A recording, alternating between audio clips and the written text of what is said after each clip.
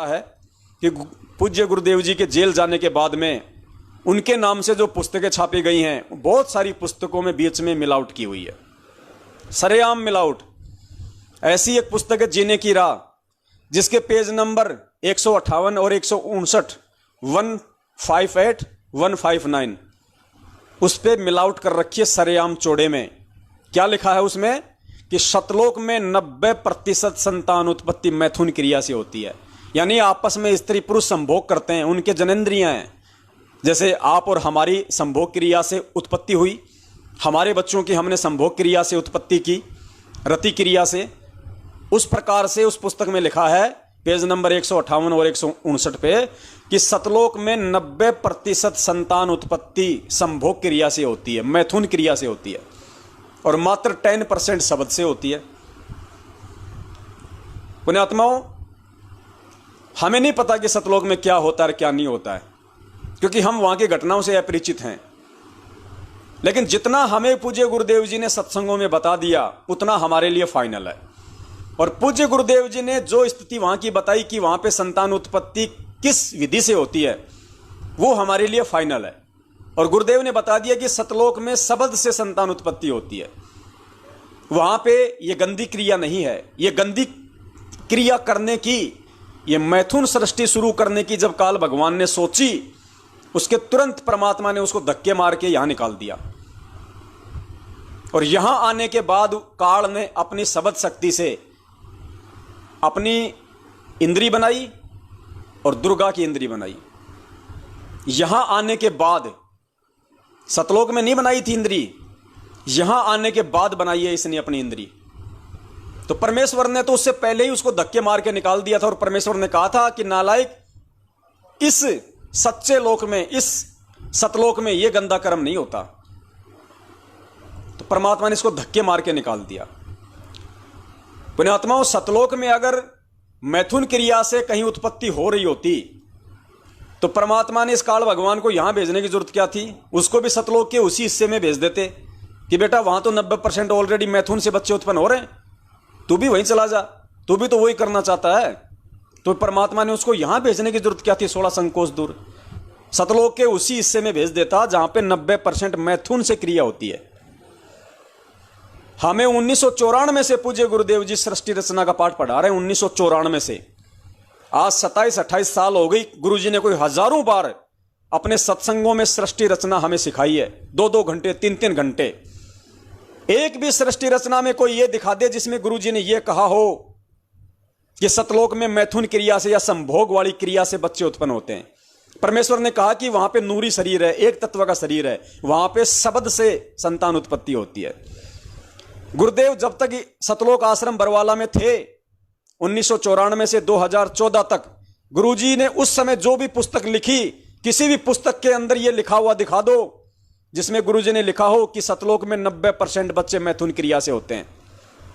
गुरुजी का कोई भी सत्संग उठा के देख लो जिसमें गुरुजी ने कहा हो कि सतलोक में 90% बच्चे मैथुन क्रिया से होते हैं। तो आज हम जो गुरुदेव के जेल जाने के बाद यह पुस्तक लिखी गई है मैनेजमेंट के द्वारा और नाम कर दिया गुरुजी का, हम कैसे यकीन कर लें भैया इस पुस्तक के, इस लिखे हुए पे? जब हमारे बाप ने हमारे को पढ़ाया कि भारत की राजधानी नई दिल्ली, भारत की राजधानी नई दिल्ली, और कल को हमारा बाप कहीं बाहर चला जाए और दूसरा व्यक्ति आके कह दे कि भारत की राजधानी कलकत्ता, भारत की राजधानी कलकत्ता, तो कोई मूर्ख व्यक्ति तो मान सकता है और उसका आगे प्रचार भी कर सकता है, लेकिन जो बुद्धिमान होगा वो नहीं करेगा। तो गुरुदेव ने हमेशा यही कहा कि सतलोक में मैथुन क्रिया से बच्चे उत्पन्न नहीं होते। तो अब आपको पूज्य गुरुदेव जी का सत्संग सुनाते हैं। उस सत्संग में पूज्य गुरुदेव जी ने स्पष्ट कर रखा है कि सतलोक में मैथुन क्रिया से बच्चे उत्पन्न नहीं होते, संतान उत्पत्ति नहीं होती, फाइनल। और गुरुदेव के मुख कमल से सुनने के बाद इस पुस्तक पे हमें विश्वास करने की जरूरत नहीं है। पुस्तक उनके जेल जाने के बाद लिखी गई है। पुस्तक कोई भी लिख सकता है, पुस्तक में कोई भी मिलावट कर सकता है। पूज्य गुरुदेव जी के मुख कमल से निकले हुए सत्संग में मिलावट नहीं हो सकती। तो पुण्यात्माओं, ध्यान से सुनो पूज्य गुरुदेव जी का सत्संग, और फिर आप लोग कहीं कोई ऐसी बात आए तो इन कॉल एजेंटों से सीधे सवाल करो। सतलोक में आके सतपुरुष ने एक कमल के फूल पर कमल का फूल बिना पानी के वैसे अपनी शक्ति से ऐसे बनाया, उसके ऊपर सफेद कमल के फूल पर स्वयं सतपुरुष आकार में आ गया। उनकी इतनी चमक है कि एक रूम में इतनी चमक निकलती है जैसे करोड़ों सूर्य और करोड़ों चांद मिला दे, और दोनों की रोशनी मिलकर जो चमक देवा पर गर्मी ना हो, इतनी झलक उस बंदी छोड़ भगवान सतपुरुष के एक रूम में तो निकल रही है। इतना उनका तेजो में शरीर है। तो सतपुरुष ने अपने कहते हैं 17 शब्द उच्चारण किए, वह सतलोक की सृष्टि रची। एक तो जैसे पूरा 10 किले हो और फिर उसमें कंस्ट्रक्शन करनी न्यारी होती है, वो रचना की। एक शब्द से उन्होंने वहां के उस सतलोक के सब द्वीप रच दिए। एक द्वीप की इतना क्षेत्र है कि ये सारे ब्रह्मांड और उस एक द्वीप के कोण में रखे जा सकते हैं। इतना बड़ा विस्तार एक द्वीप का है।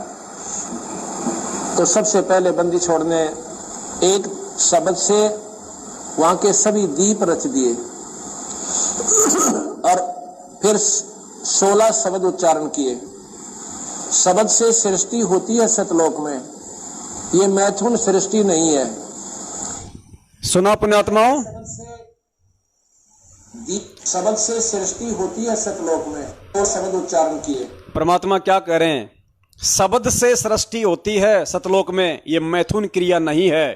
एक बार दोबारा सुन लो पूज्य गुरुदेव जी के मुख कमल से।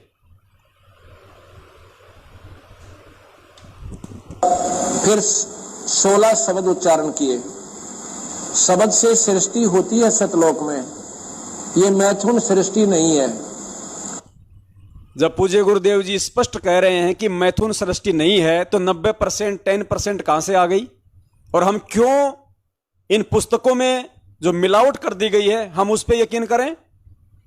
आप अपने बाप के मुख कमल से कहे गए वचनों पे यकीन करोगे, या इन पुस्तकों में जो उनकी पीठ पीछे लिखी गई है, उनके जेल जाने के बाद लिखी गई है, आप इन पे यकीन करोगे? इसलिए हम सत्सेवक मना करते हैं कि ये मिलावटी पुस्तकें हैं, इनका प्रचार करके गुरुदेव के दोषी मत बनो। पहले खुद इनको पढ़ो, इनमें लिखा हुआ क्या है, उसके बाद इनका प्रचार करो अगर सही है तो। अब स्पष्ट कर दिया गुरुदेव ने, हर चीज का समाधान परमात्मा ने दे रखा है, हर चीज का। इसीलिए पूज्य गुरुदेव जी बार बार कहते थे कि बेटो सत्संग सुनो, सत्संग में हर शंका का समाधान है, हर शंका का समाधान है सत्संग में। लेकिन भगत भाई बहन उन सत्संगों को नहीं पकड़ पा रहे थे, नहीं समझ पा रहे थे, इसलिए परमात्मा ने इस 2 कौड़ी के जीव, इस कुत्ते की ड्यूटी लगा दी। आप भाई बहनों को गुरु जी के वो सत्संग निकाल निकाल के दे दिए जिन सत्संगों के विपरीत ये मैनेजमेंट वाले पुस्तकों में लिख रहे हैं और भगत समाज से उल्टे कुकर्म करवा रहे हैं। तो बताओ इसके अंदर गलत क्या हो गया? पुण्यात्मा, इसलिए साध संगति की जरूरत पड़ती है ताकि जीव सच्चाई से अपडेट रहे। अरे मोबाइल भी हैंग हो जाता है अगर उसको टाइम टू टाइम अगर उसको अपडेट ना करो तो परमात्मा को तो 7 साल हो गए जेल गए हुए। पीछे से अगर परमात्मा इस साध संगति रूपी सॉफ्टवेयर से अपने बच्चों को अपडेट ना करते तो हम तो अटक अटक के चलते, अटक अटक के हैंग हो जाते अब तक हम। इसलिए परमात्मा ने दया की और बरवाला कांड के 1-1.5 साल बाद से ही आपने इस पवन दास को संगत में खड़ा कर दिया।